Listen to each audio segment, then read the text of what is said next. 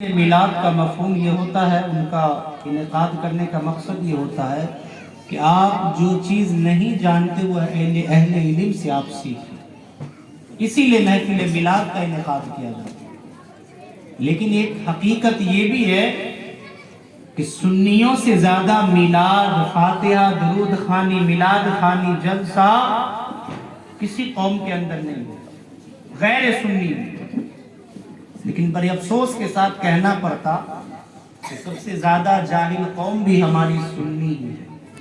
صحیح بول رہا ہوں کہ غلط بول رہا ہوں؟ ہمارے جتنے نوجوان ہیں پپری کے، انہیں پنچواں کلمہ یاد نہیں ہوگا، انہیں نماز شرائط انہیں پتہ نہیں ہوگا، انہیں دعائے قنوت یاد نہیں ہوگا۔ وجہ یہ ہے کہ ہم نے کبھی دین سیکھنے کی ہم نے کوشش نہیں کی، دلچسپی ہم نے نہیں رکھا دین سے۔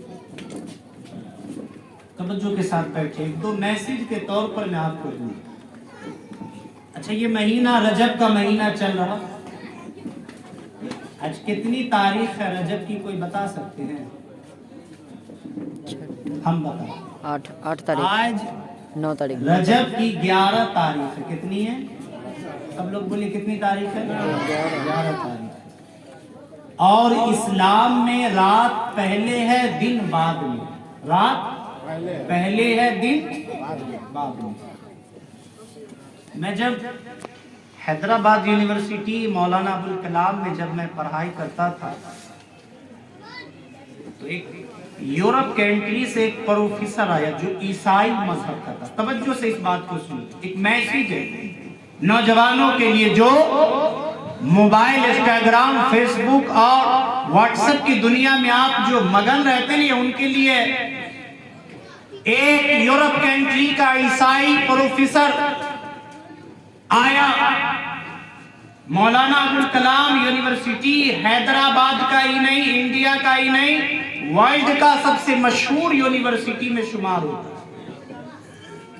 جب وہ آیا نا، لیکچر چالو، ایک مسلمان پروفیسر لیکچر دے رہا تھا اسلامیات پر، اسلام پر، مذہب پر۔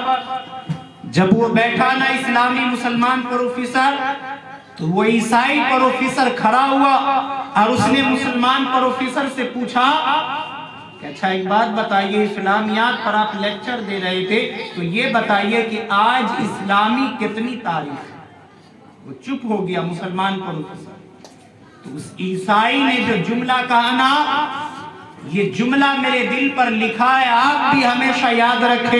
اس یورپ کا رہنے والا عیسائی پروفیسر کہتا، ارے جس قوم کو اپنی تاریخ یاد نہ ہو وہ قوم دنیا میں کیا ترقی کر سکتی ہے؟ جس قوم کو اپنی تاریخ یاد نہ ہو، مہینہ یاد نہ ہو، وہ قوم کیا دنیا کے اندر ترقی کر سکتی ہے؟ ہمیں انگریزی تاریخ تو یاد رہتا لیکن اپنا اسلامی تاریخ یاد نہیں رہتا۔ یہ لمحہ فکر والی بات ہے۔ اور قیامت کی نشانیوں میں سے یہ بھی ایک نشانی ہے کہ میرے نبی نے فرمایا کہ جب قرب قیامت قریب آ جائے گی، قیامت جب قریب آ جائے گی نا، تو لوگ اپنی تاریخ بھی بھول جائیں گے۔ جب انسان اسلامی تاریخ بھول جائے گا تو سمجھ لینا کہ قیامت بالکل قریب آ چکی ہے۔ آج ہم لوگ کو اسلامی تاریخ یاد نہیں ہے، اس کا مقصد یہ ہے کہ قیامت بالکل قریب آ چکی ہے نا۔ اچھا، ہمارے سنی بھائی لوگ بیٹھے ہیں، اللہ آپ لوگ کو سلامت رکھے۔ ہم سنیوں کے یہاں اگر کل ہو کر کے کوئی دیوبندی بغل میں چلے جائیے، پپری کے بغل میں گاڑھا گاؤں ہے، دیوبندیوں کا گھر مانا جاتا ہے نا گاڑھا گاؤں۔